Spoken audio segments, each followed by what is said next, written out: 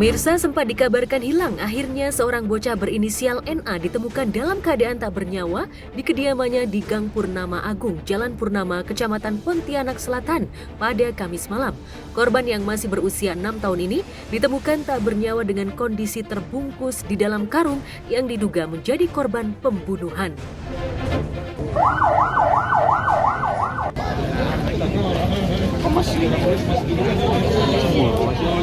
Masih semua.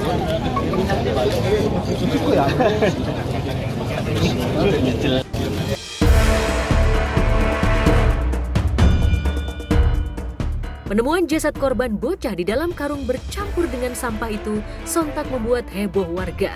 Apalagi sebelumnya korban dikabarkan hilang sejak Senin lalu. Setelah dilakukan olah tempat kejadian perkara, mayat bocah berusia 6 tahun ini langsung dibawa ke Rumah Sakit Bayangkara Polda Kalimantan Barat guna dilakukan visum. Pada hari Rabu itu tercium bau mayat gitu, karena memang dari orang tua, dalam hal ini ayah daripada almarhum mencari saat dia pulang itu tidak di tempat.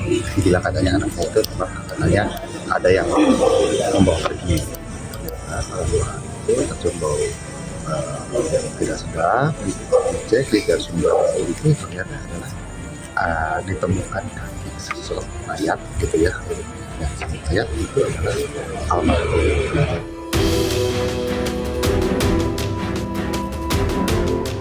Wadir Reskrimum Polda Kalimantan Barat, AKBP Hari Yuda Siregar menceritakan penemuan bocah berusia 6 tahun yang meninggal dunia di dalam karung.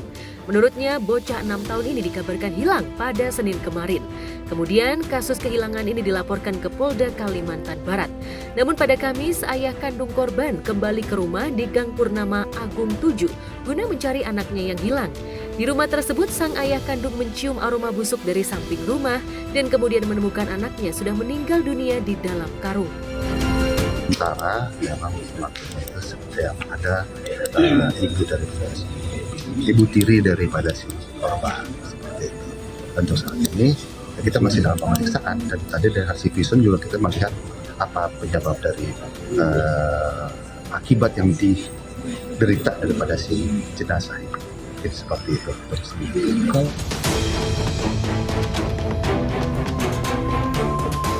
Saat ini pihak kepolisian masih melakukan pendalaman terkait ditemukannya bocah di dalam karung dalam kondisi meninggal dunia.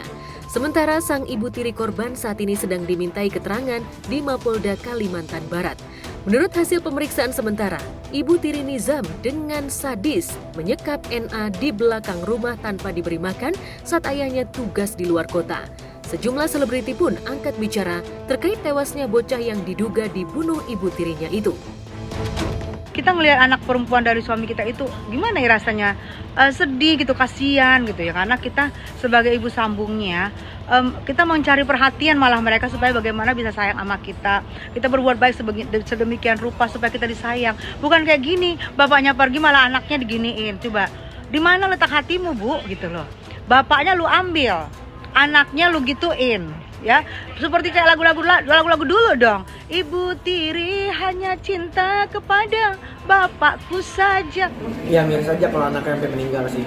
Terus kalau untuk aku berdoa untuk ibu-ibu di luar sana, ketika kamu bukan anak kandung kamu bisa menjadikan mereka seperti anak kamu sendiri gitu. Nggak perlu dibunuh. Kalau kamu nggak suka ya cukup nggak suka, tapi maksudnya nggak perlu nyawa orang dihilangin gitu. Mohon bersabar untuk keluarga yang ditinggalkan dan mungkin untuk para orang tua lebih berhati-hati dalam menitipkan anaknya. Saya pun belum punya anak, cuma kalau itu terjadi pada saya juga tidak tahu apa yang terjadi. Jadi tetap waspada, berhati-hati.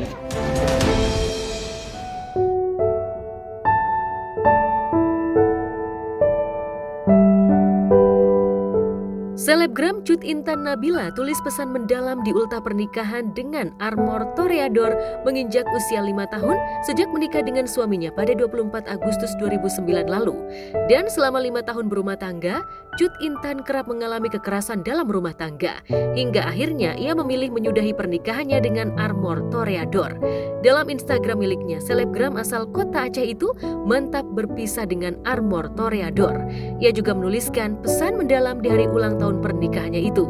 Dengan gamblang, Intan menuliskan pesan terbuka untuk Armor Toreador. Apapun yang kita miliki tidak selamanya membersamai kita. Pada akhirnya selalu ada batas di setiap perjalanan. Terima kasih untuk 5 tahun ini, untuk suka duka dan sakit yang terpendam.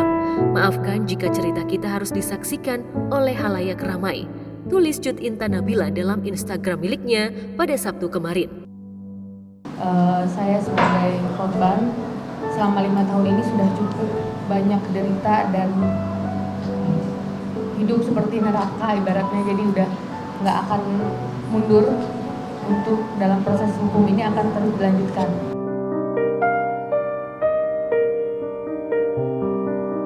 Masih dalam unggahan Instagramnya, ibu 3 anak itu mengatakan sudah memaafkan segala perbuatan Armor Toreador, meski suaminya tidak pernah meminta maaf padanya. Mungkin saya berpikir pelaku KDRT ini kan dulu saya nggak sadar nih apakah dia bisa berubah atau enggak. Saya berpikir dulu mungkin bisa berubah, ya berharap banget sebenarnya untuk dia tuh berubah. Cuman terakhir itu karena udah merasa kalau kelakuan dia itu udah bukan cuma mengancam nyawa saya tapi juga nyawa anak-anak ya yang teman-teman lihat. Jadi akhirnya saya memutuskan untuk melapor demi anak-anak saya juga.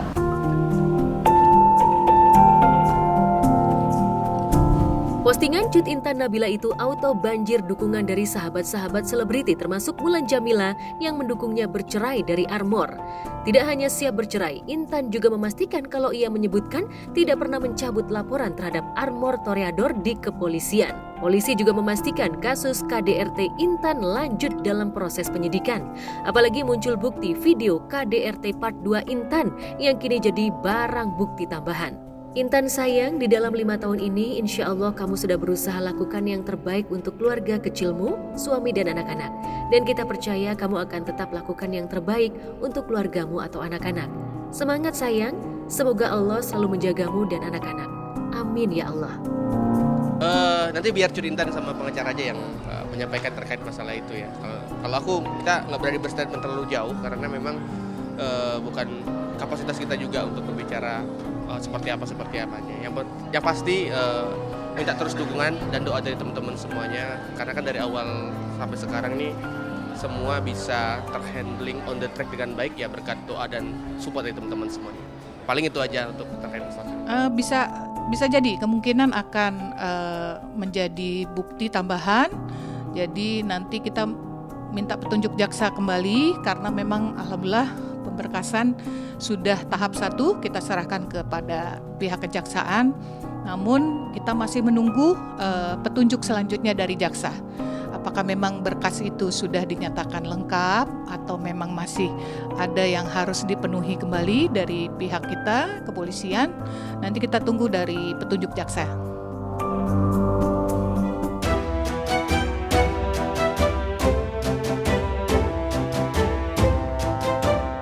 Sementara itu, usai isu perselingkuhan yang bikin geger media sosial, Aziza Salsya berangkat umroh bersama ayahnya Andre Rosaide. Hal itu ia lakukan setelah diterpa kabar fitnah rumah tangganya dengan pesepak bola Pratama Arhan.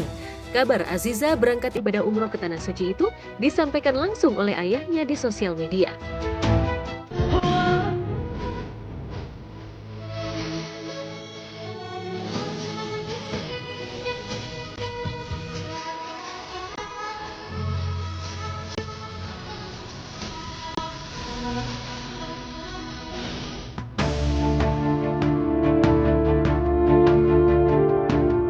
Andre menekankan lagi soal kondisi rumah tangga putrinya itu dalam kondisi baik-baik saja. Ia meminta tidak ada fitnah lagi yang menuding rumah tangga putrinya berselingkuh dari Pratama Arhan suaminya, hingga membuat nama baik Aziza Salsya tercemar.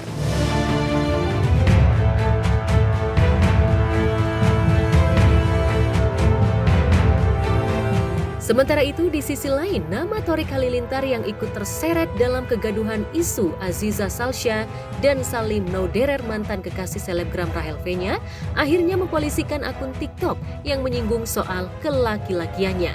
Hal itu sempat jadi pembicaraan netizen. Imbas kehebohan yang melibatkan selebgram Aziza Salsya dan Pratama Arhan, serta mantan kekasih Rahel Fenya Salim Nauderer. Parahnya, terdapat percakapan yang diduga dilakukan Aziza Salsya dengan salah satu sahabatnya. Dalam percakapan itu tersentil mengenai kelaki-lakian Thorik Halilintar yang diragukan. Akibatnya, Alia Mas Said sebagai istri Thorik Halilintar merasa tidak nyaman. Bete sih, karena sampai ngurusin segitunya gitu ya. Gak penting sama sekali. Iya, saya yang tahu istrinya. Kok gitu maksudnya? Iya. Jadi isunya tidak benar ya. Kan istrinya yang tahu ya. Coba istri menjawab. Iya dong. Iya. Tapi gue tuh malu sendiri tanya.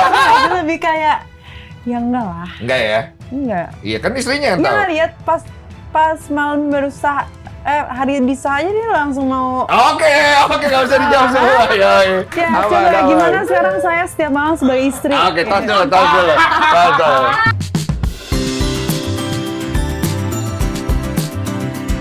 Menjawab hoax yang dihembuskan netizen itu, Alia Mas Said bahkan membuat pengakuan kalau ia merasa bahagia lahir dan batin. Adik Zahwa Mas Said itu pun heran ada orang yang tega menyebar fitnah kepada sang suami. Saja aku yang kesel banget. Kamu yang jadi kesel karena nyerang istrimu. Karena nyerang kehormatan istri aku. Oke, itu membuat buat lu bagaimana? Pengen bersikap, Iya, kita terpaksa bersikap. Ya mungkin kita cerita mungkin di luar kamera inilah. Menjatuhkan kehormatan istri aku harus bertindak. Cakep. Hai pemirsa, happy morning. Tadi kita sudah lihat ya, mencuatnya kasus Aziza dan Arhan ini malah nama Thorik dan Alia ikut terseret. Dan Thorik serta Alia pun akan ambil langkah hukum pada netizen yang berlaku jahat dan sudah keterlaluan.